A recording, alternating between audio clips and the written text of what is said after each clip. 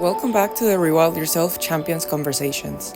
Rewild Yourself is a global initiative by the Voice for Nature Foundation that focuses on creating opportunities for individuals and communities to connect with nature and wild places, uniting both humanity and nature's well being.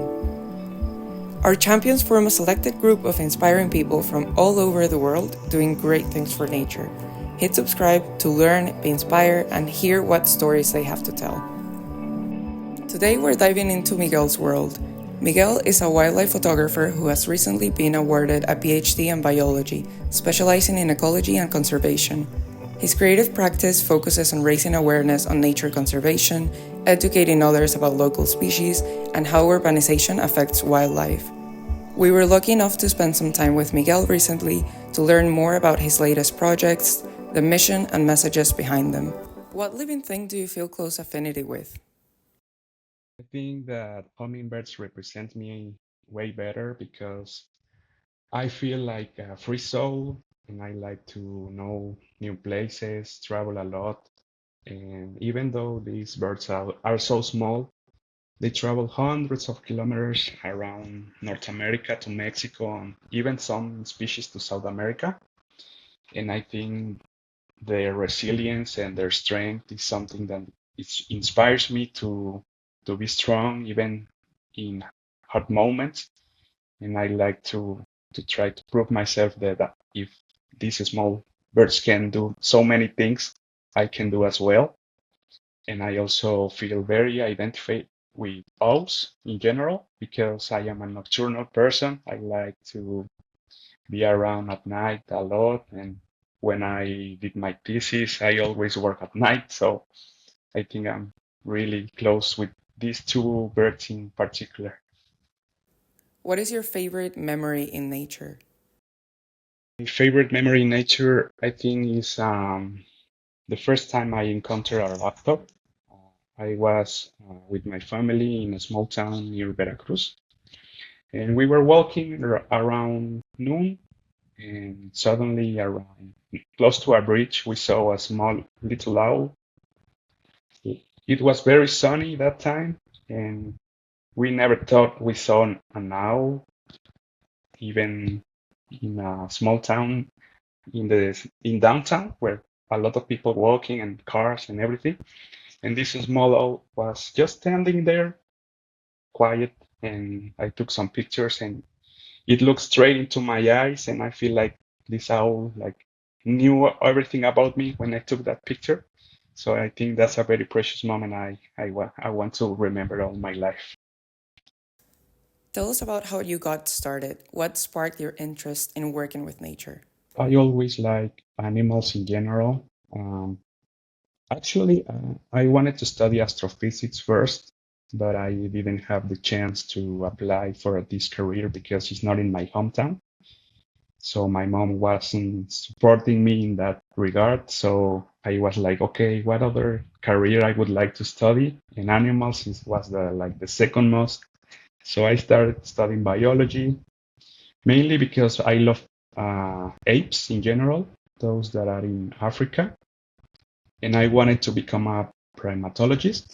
But in a turn of events, I ended up working with birds, which I already love more than primates.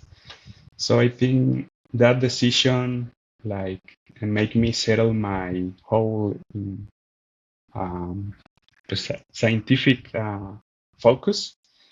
So after I chose my career and I started working with people, I found out that working with people in town and knowing their knowledge and talking to them, that complemented my passion for nature and made me understand that people also are doing great things with nature, protecting nature, doing good things for nature, even though we are losing habitat like really fast. There are still a lot of people that are working to try to avoid this. So I think all of those things make me who I am right now, like a conservation photographer and working with people that understand this, and it's very excited to do or keep doing better things for nature. Why did you choose to focus on raptor birds? Well, it was more like coincidence, I think. I didn't know any biologist in my university that work with primates, and there are some friends that like to go birding and like just casual. And I say, okay, I want to go sometime. And after my encounter with this raptor, this was way before I studied biology. So I always have like, okay, I like this owl, I want to see it again.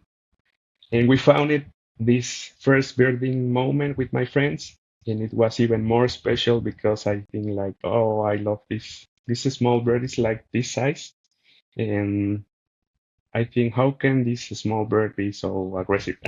He sometimes it eats birds more bigger than his size. So I think that fascinates me, and I say, okay, I want to try to study this bird more, and that's where I think I kind of love more raptors. And also when I do my social service, which is something that we always have to do, like in 7 semester here at the university, I join a zoo and I joined the raptor area where they took care of these birds. I started to study how to train them, how to do some exhibitions to people, and that sealed my love for raptors, I think. When did you start diving into photography? The photography thing started just when I did my master degree, because in my university, I actually didn't do a thesis about birds then, because there wasn't any researcher even working with birds at that moment. So I studied something with worms and I don't know how to call it, like hydrocarbons or petroleum oil. Um, But in my master's, I said, okay, I want to do what I really want, which is raptors. So I started looking for researchers all over Mexico, and one doctor here in my town, but in another institute, said, okay, let's do it. And since I wasn't very good identifying these birds, is when I bought my first camera. So I was walking, doing my research, and I took some pictures to identify some birds that I couldn't do it on field. And on my house, I was identifying these birds. And first, just was for this. I didn't like photography that much in that moment, but the sooner I get better and better with each picture, I said, okay, I also like photography and I want to keep doing it, not only for my research, but anything that I found in field. Tell us about the time when you captured your favorite shot or series of pictures. My first series of shots, I think it's this bird behind me, this red hummingbird, which was in Colombia. Um, this is the first time I visit this country. It's such a beautiful country, Colombia. And they have so many birds, and every way you look, you see birds. So we went to this town called La Unión, where they have this national park about rapes. It's not about hummingbirds, actually, but they have a lot of I don't know how to say it in English, but this plant that produces this flower that looks in the picture, they just do it for scenic purposes to when visitors came to this place, it looks beautiful. And they even don't know that some birds visit these plants, including this red hummingbird, which is so rare in actually in South America. And I went with my wife. We spent like 8 hours in the harsh sunlight trying to take these pictures because it's so small, this hummingbird. And I actually thought that when we left this place, I didn't get any good pictures because it was so hard. The conditions were so intense and we sweat a lot this moment. But when I saw my camera and I got so many nice pictures of these hummingbirds, I think that was the hardest and the most beautiful I have ever seen. And these pictures mean a lot to me because it's some like a proof of patience, of tolerating the harsh sun, which is really hard. Something that many people don't see about photography. that some of the most beautiful pictures we saw online demand so much effort, like physical effort and patience. I mean, patience is like some people here in my city saying, call me Mr. Patience because I like to wait a lot until I got the picture I want. And this one is the proof of that. I mean, we didn't go with any tour guide that like told us, okay, stay here, he's going to come here. Just like pure practice and error to until we saw the best spot and try to take our picture. I think that's the best for me. What are some tips you would give to aspiring wildlife photographers? My tips for new photographers, I think, is that you don't need the best equipment in the world to produce the best pictures. I mean, this one in the right, my wife took it with the basic camera from Canon, and it's really beautiful. What you need actually is three things: patience, to study your surroundings, and be respectful with nature. I think that's the best advice I can give. For example, I know photographers that can get their pictures with unethical ways, like they use a lot of playback songs from this species to attract them. And if they are on breeding season, it can prevent them from getting some partner, and that's really bad. I know other photographers that like to scare the birds to when they fly, they took their pictures, but that's also negative. Maybe they are protecting their nest or some breeding of or foraging areas that they need to for their for their survival. I mean, and I think we need to be very respectful with nature, and the nature by itself is going to come close to us. We don't need to do anything else. All my pictures, I try to do it in a very respectful way. And some other things, I think courses like that is not very necessary if you try and go to field every day. That's what I did. I mean, I never took any classes, only a small course from Tamara Blasquez, which was one of the wilders. um, I took like a basic photography course just to understand more like her vision. Okay, I don't need like very technical aspects, but it's she told us like you need to see a lot of work from photographers to get inspiration, and then you can create your own style of photography. And I think that's what defines us. We we can see the work from everyone to get inspiration, but everyone is to find their own style and don't focus too much on the gear. I think the gear, better lenses, better cameras will come eventually. But start what you have with what you have, even your phone. What is the most interesting or weird thing you have experienced when out in the field? Most unusual thing we saw on the field with, while photographing or doing this kind of thing. When I was studying my a course about tracking nature on arid areas in Mapimi, North Mexico, like near Durango or Chihuahua. We were following this barn owl with my friends at the night. This is a natural area that is called Silent Zone.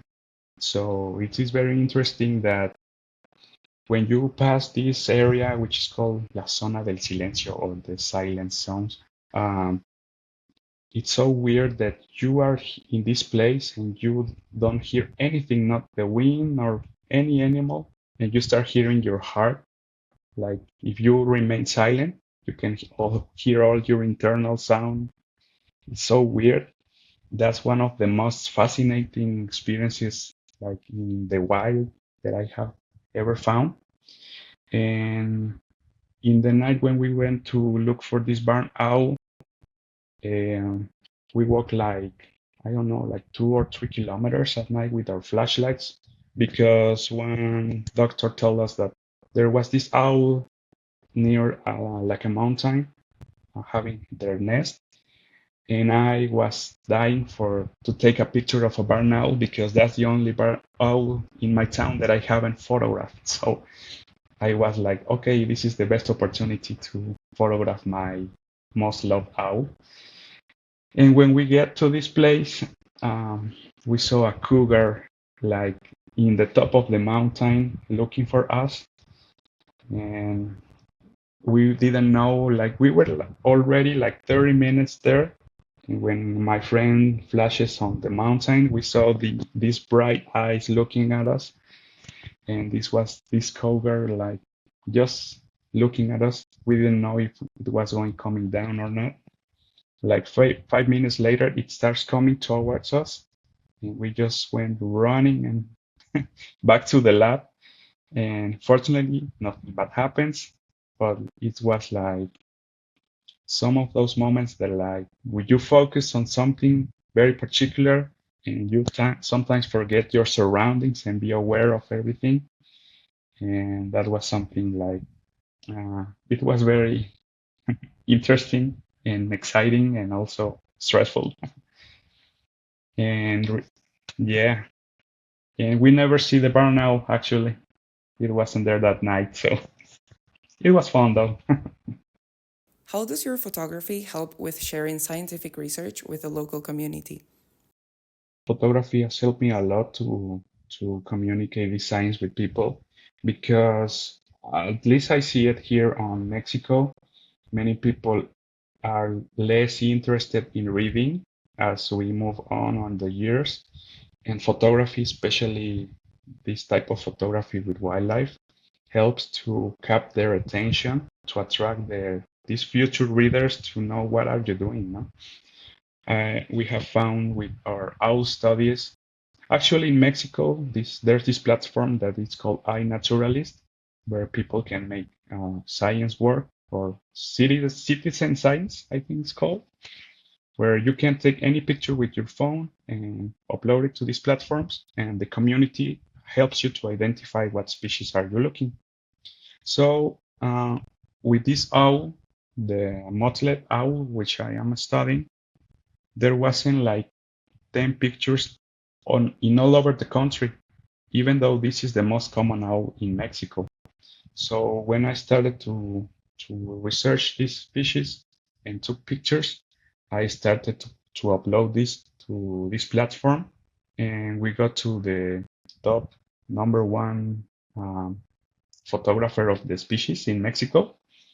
And this like become like a newspaper, like a new about, okay, there's this biologist studying this owl, and owls are not bad because in Mexico owls tend to be killed because when the owls sing, people think that someone is going to die.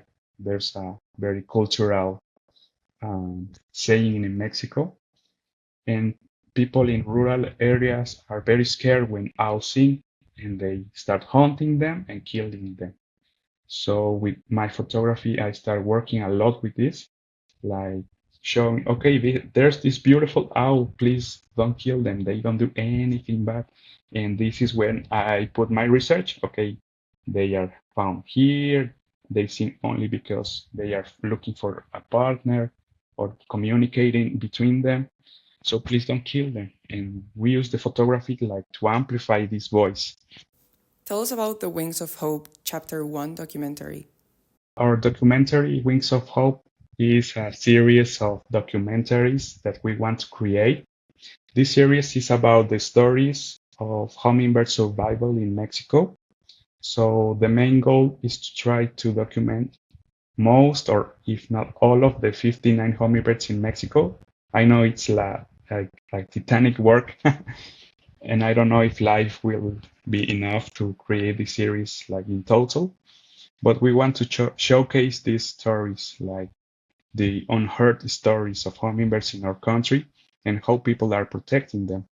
And this first chapter is about the Mexican shirtail, which is an endangered hummingbird of Mexico that only lives in Veracruz and Yucatan.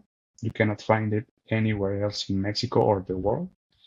And this little hummingbird is facing a lot of problems here. For instance, in Veracruz, they are losing its habitat very quickly due to urbanization, and most of his areas or breeding areas are being sold for construction.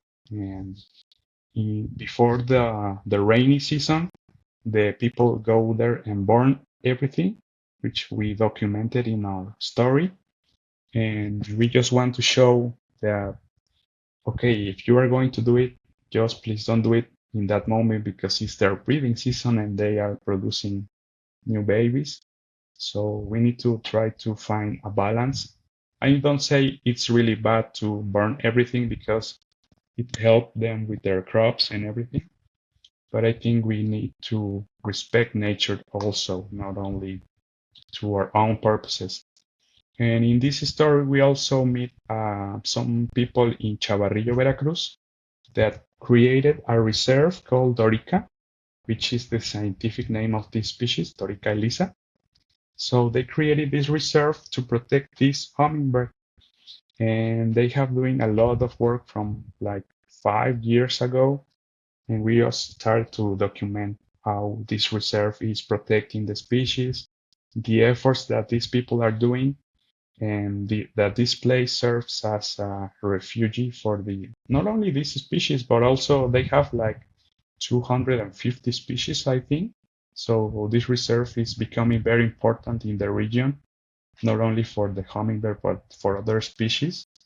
And we try to tell this story not only about a beautiful hummingbird like many of the Nat Geo documentaries that we used to see, but telling a problem that is happening and needs to pay attention, like from local government and the people that can actually do something about it. And we try to show the how can I say the testimonial from not only these 5 people that are working to protect them, but also children from some schools to show also their perspective. How can they see this process? And they are also noticing that they are not seeing so many birds as before. And we did some activities with them to go and put some water supplies for birds in general around this area. So we try to do a lot of good with this documentary. I don't want like to earn prizes or win money with this, but just show the stories and try to help these small birds one by one and on each chapter. What is the main message you want the audience to take away from it? The main message that we want to take from this documentary is that, as we say in our trailer, that even the smallest of us can inspire the greatest change. And I think that this hummingbird has united so many people that they have so many different like occupations. For instance, Alexis, the guide, the bird guide, he just works at construction. For example, Don Erasmo, which is the owner of this reserve, he works at petroleum, oil, and all of that stuff. And even their different backgrounds, they are all working together to protect this species. And I think there are so many people like this doing good for nature in Mexico and other countries that we want to show that your story can be told and you can be heard. You are not alone. You can, even if there's only one person that has this idea of trying to protect a species, this documentary shows that, for example, Alexis, which started everything, can create a community working with him to do better for wildlife. And we want this message to be spread around the people that you don't need to have a lot of money or have like so many resources to do things. You just need to want it to do it.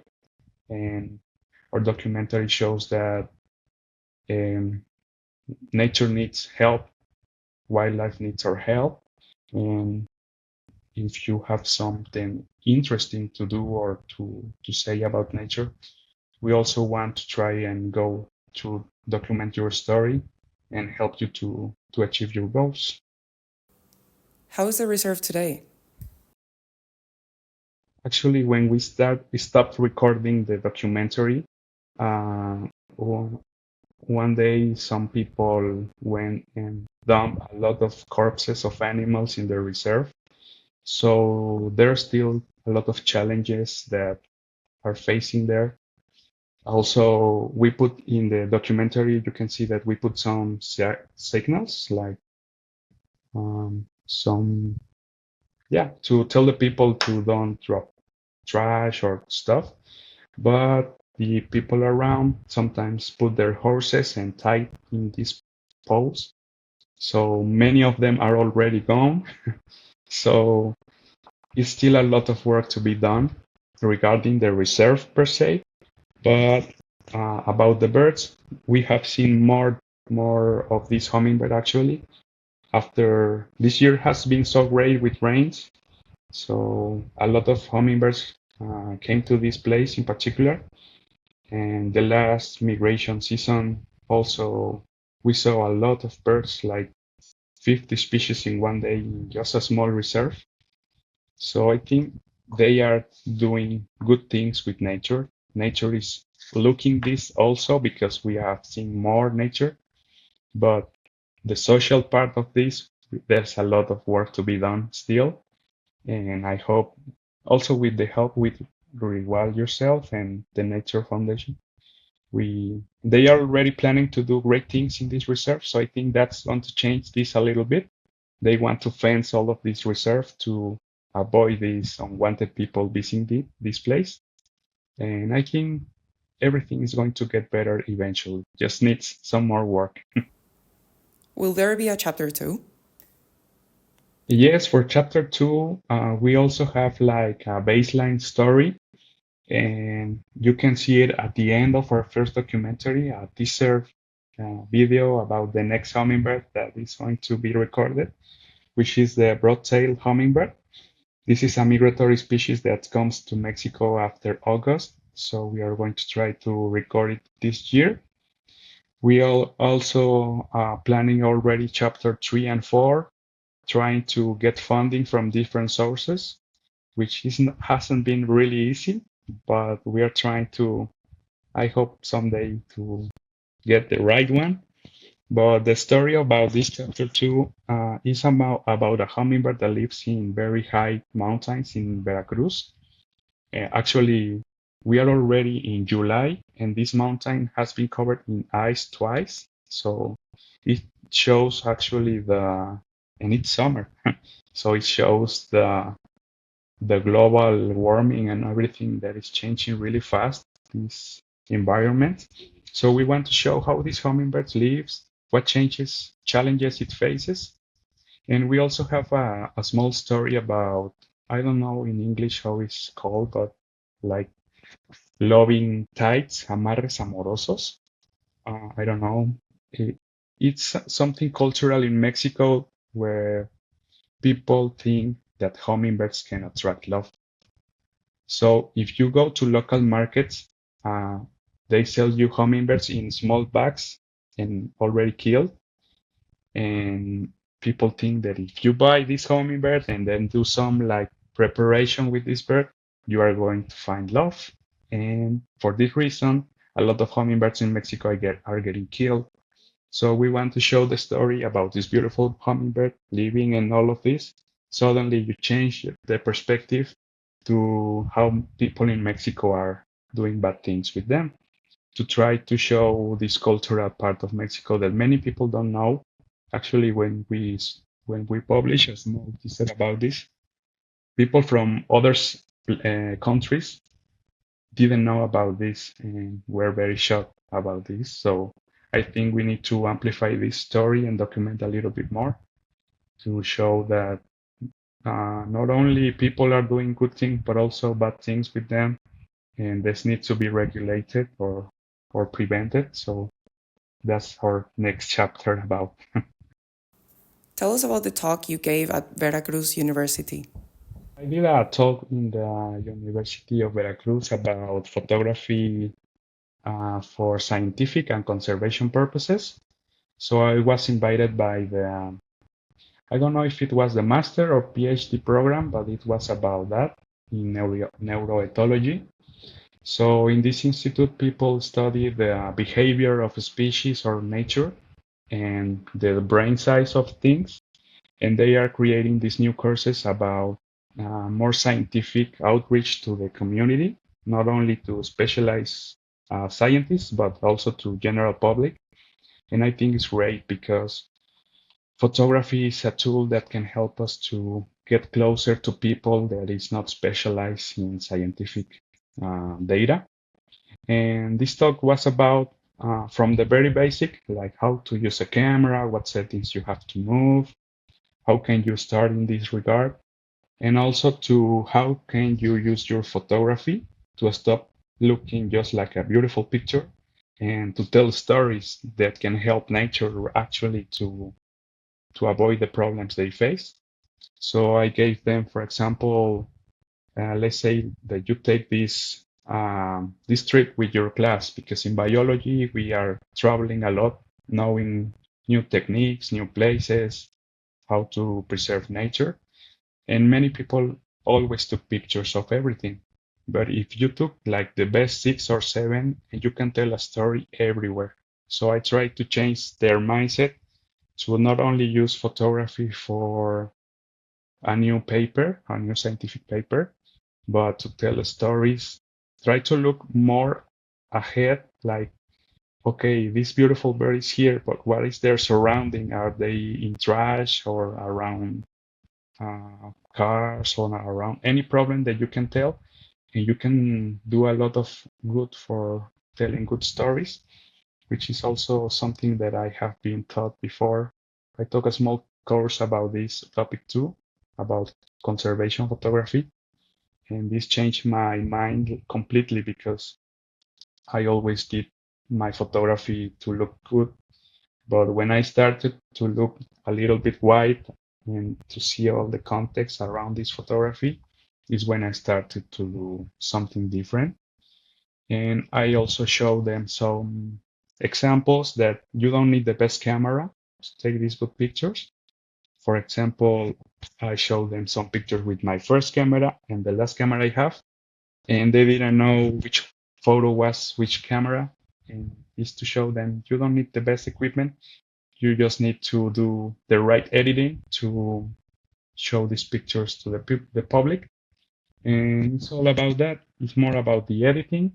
What message do you want to do? For example, if you want a colorful picture like this, or you want something black and white, you can transmit another message to the people, to the public.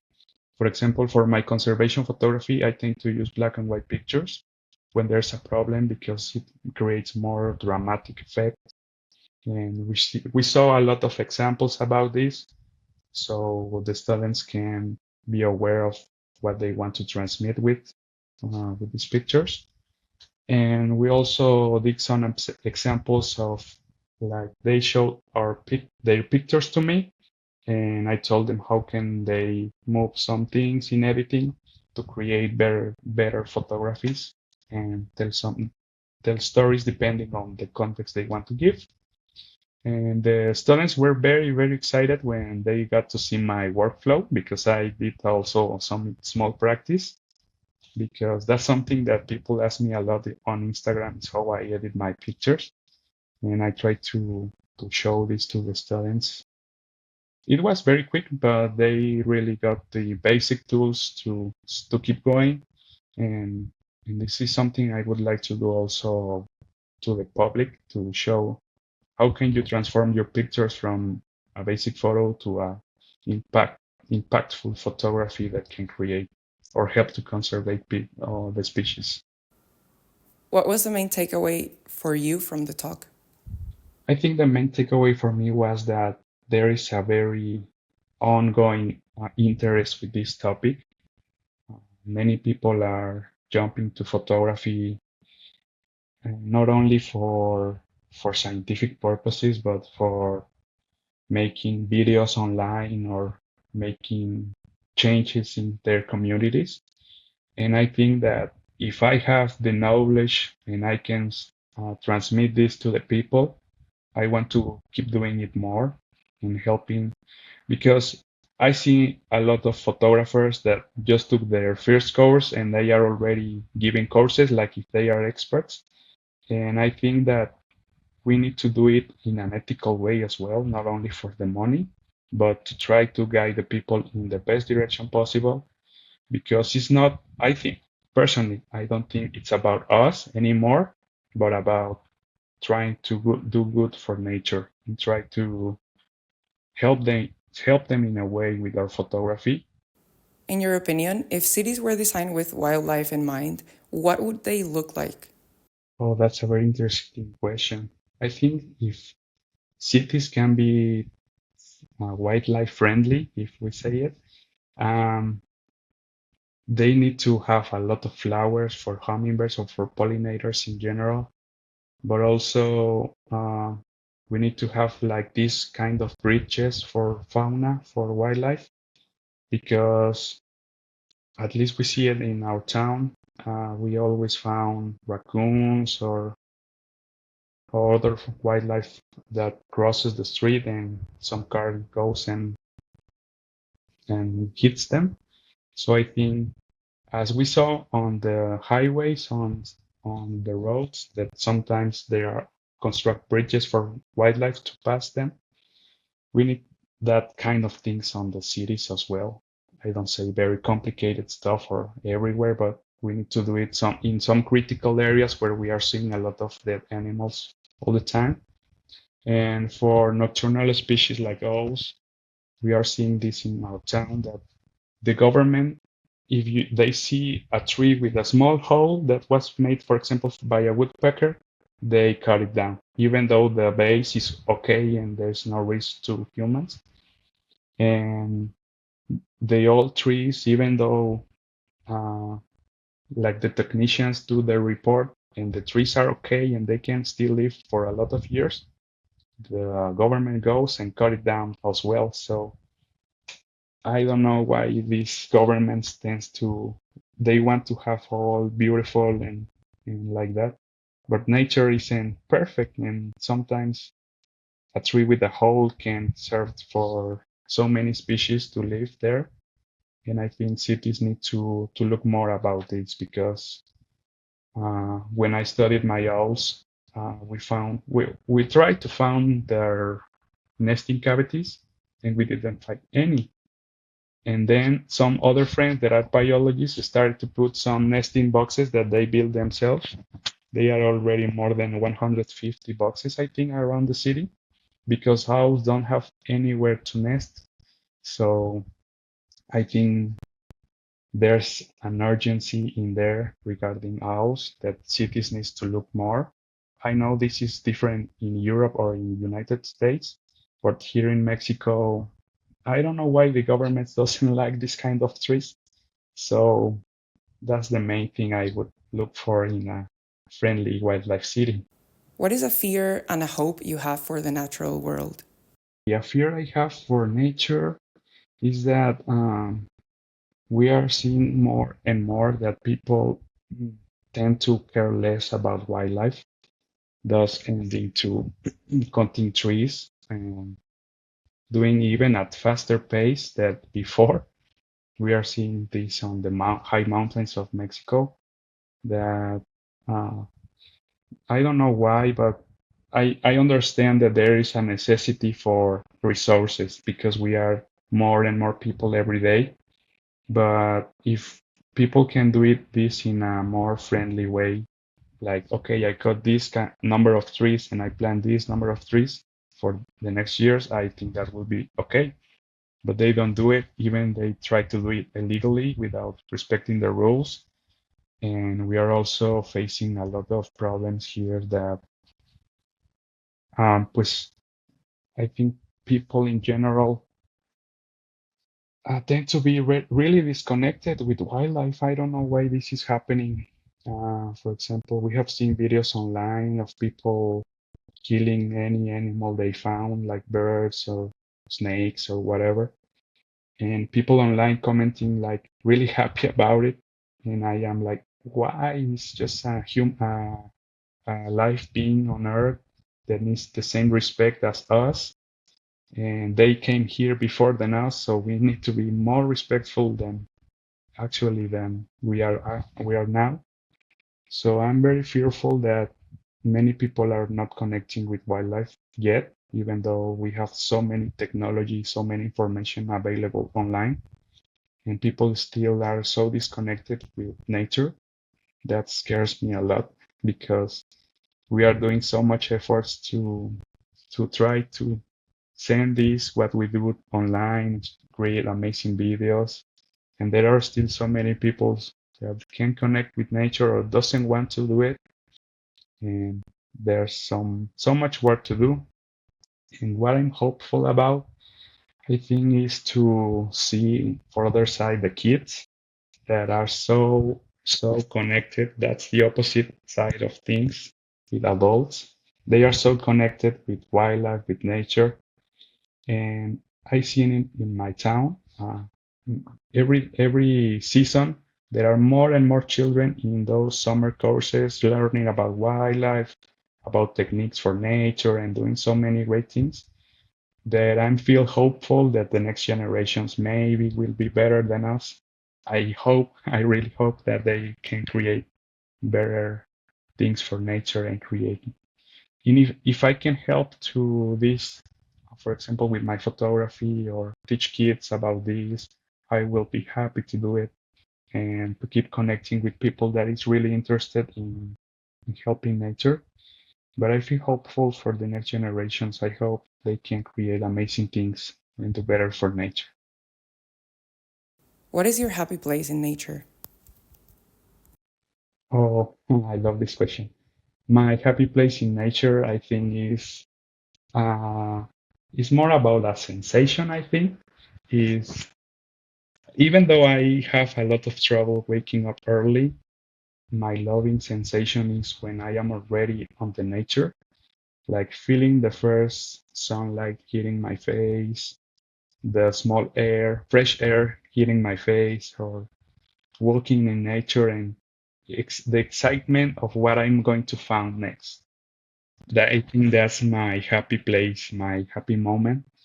The start of every uh, field trip is, I think, is the best. And also, I love more forested areas than dry areas.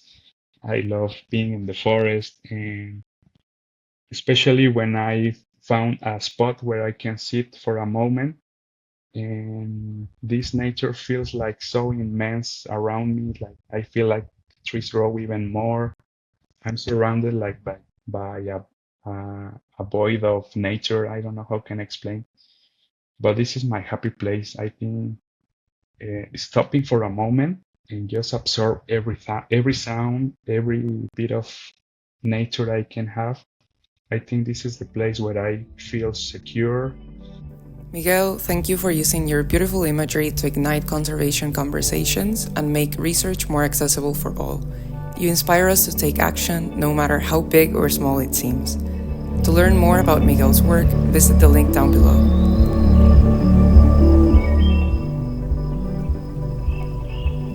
Thanks for tuning in to Rewild Yourselves in Conversation series.